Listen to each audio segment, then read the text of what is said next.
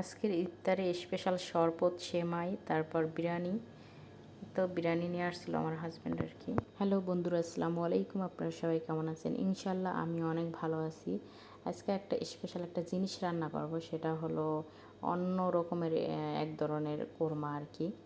তো আমার সেটার জন্য 1 কেজি গরুর মাংস লাগবে। তো আমার হাজব্যান্ড গরুর মাংস নিয়ে আসছে 1 কেজি টাটকা একদম, মানে এটা কোনো ফ্রিজিং গরুর মাংস না। এখানে গরু জবাই দিয়েছে সকালে, তো আমার হাজব্যান্ড নিয়ে আসছে আর কি। তো এই তো তো আমার এখন এখানে হাড্ডির সাথে 1 কিলো গরুর মাংস এখানে আছে। তো এগুলো এখন আমি ডাইলা নিচ্ছি সুন্দর করে একটা জামের ভিতরে। তো এখন এগুলার সুন্দর করে আমি করব, মানে ধুয়ে নিতেছি এখানে সুন্দর করে। আমার সুন্দর করে পরিষ্কার করে তারপর আমি প্রসেসই করব। তো আমি সুন্দর করে এখানে করে নিছি, ধুয়ে নিছি।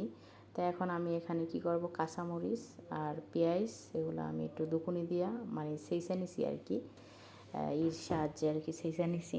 শেষ এটার ভিতরে আমি কোনো হলুদ মরিচ কোনো কিছুই ব্যবহার করব না। তো আমি সবগুলো উপকরণ আস্তে আস্তে এখানে দিয়ে দেব এখন।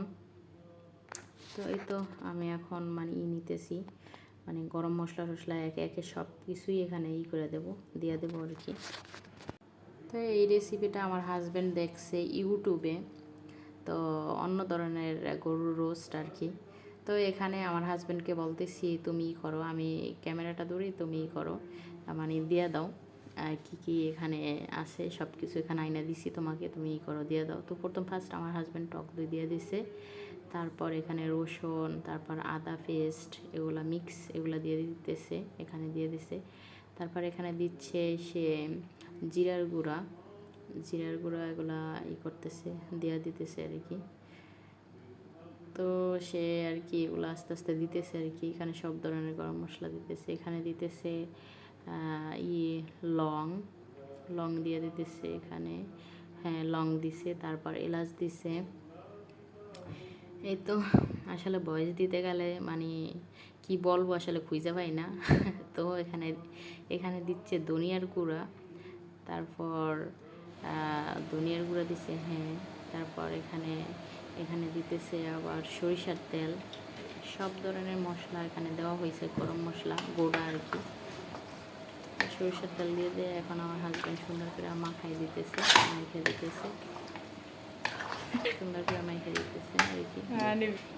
সে মাখতে দিয়ে পুরো পাতিল করে ফলাইছে। তো এই তো এখানে আবার লবণ দিচ্ছে, তো আমি এখানে বলতেছি যে অল্প দাও লবণ। উনি আসলে মানে কত দেবে মানে বুঝতে পারতেছে না, বারবারই করতেছে আর কি। তো তারপর আমি ফ্রিজে রেস্টে রাখছি 1 ঘন্টার জন্য, সুন্দর করে মাইখা ফ্রিজে 1 ঘন্টার জন্য রেস্টে রাখা। তারপর আমরা দুইজন ইতে চলে গেছি, নামাজ পড়ার জন্য চলে গেছি মসজিদে। তো এখান থেকে আমি আসলাম, এখান থেকে আইসা তারপর আমি দেখতেছি যে এখন এই অবস্থা। তো এখন আমি সুন্দর করে এখন করবো, চুলার ভিতরে বসাই দেবো। এই তো আমি এখন চুলার উপরে বসাই দিছি এখানে। তো এই তো এখন আমি গ্যাস ওপেন করে দেবো। তারপর আমার এই যে কষানোর পরে অবস্থা হয়েছে। তো এইগুলো আসলে গরুর মাংসের পানি, এখানে পানি বের হয়েছে গরুর মাংস। আমি তাড়াতাড়ি মানে একটু বের হব তাই তাড়াহুড়া করে আবার করছি, দুধ দিয়ে দিছি এগুলোর ভিতরে। তো এই তো আমি দুধ দিয়ে দিছি, গরুর মাংস আমি 1 ফোঁটা পানিও দিইনি, এখানে ইউজ করি নেই। যে রেস্টে করছি, রেস্টে করার পর যে পানিটা বের হয়েছে ওই পানিটাই আজও আছে, তো ফুল শুকাইতে পারিনি। তো আমি কি করছি, এগুলো করে দুধ দিয়ে দিছি এগুলোর ভিতরে। তো এই দুধটা দেওয়ার কারণ হয়েছে যে এইটার স্পেশাল হয়েছে এইটাই আর কি, গরুর দুধ আর টক, এখানে হলুদ আর গুঁড়ামরিচ ইউজ করা হয় নাই। তো এই তো এখন এখানে কোনো আর পানি ইউজ করা যাবে না, এখানে শুধু এই গরুর এই তো আমি এখন ঘি দিয়ে দিছি, যে এইভাবে আপনারা রোস্ট বানায় খাইতে পারেন, গরুর রোস্ট। আমি এখানে কোনো পানি ব্যবহার করি নাই, এখানে টক দই আর যে লাস্টে যে দুধ দিলাম, এই দুধ এগুলাই হয়েছে ঝোল, এগুলাই সেদ্ধ হয়ে গেছে। আমি আবার একটা আলু দিছিলাম এখানে,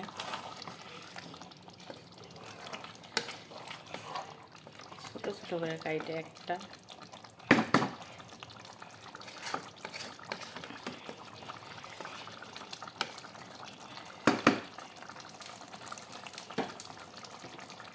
হয়ে গেছে আমার মজাদার গরুর রোস্ট, সাদা সাদা।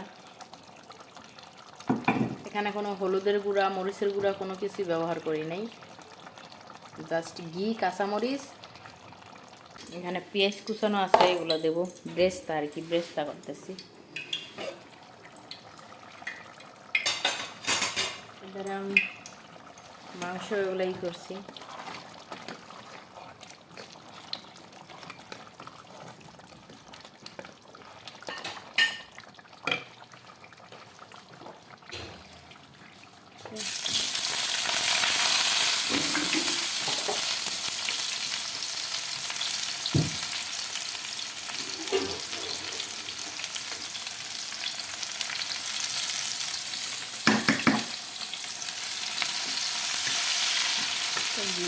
ঘির ভিতরে বেরেস্তাগুলো ই করবো,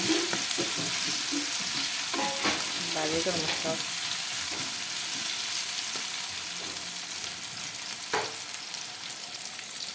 আমি একটু ডাইকা রাখবো।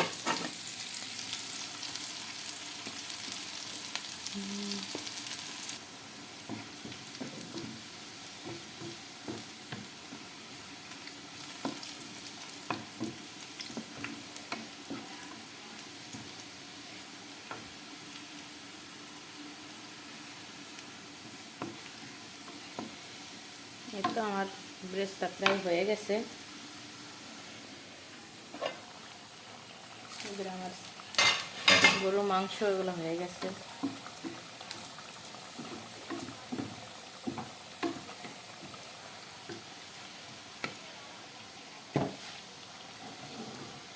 এবার ঢেলে দেবো।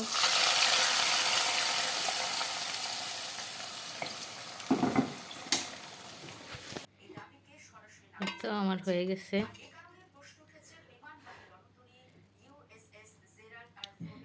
তো গরুর মাংসের কোরমা হয়ে গেছে, এইভাবে আপনারা রান্না করে খাইতে পারেন।